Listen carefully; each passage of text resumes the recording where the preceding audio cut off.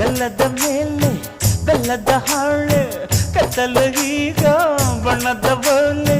ಬಿಂಕವು ಏಕೆ ಮಿಂಚು ಕಣ್ಣಲ್ಲಿ ಸೊಂಟದ ಮೇಲೆ ನಾಚಿಕೆ ಬಳ್ಳಿ ಪಂಚರಂಗಿ ಪಂಚರಂಗಿ ಭಾವ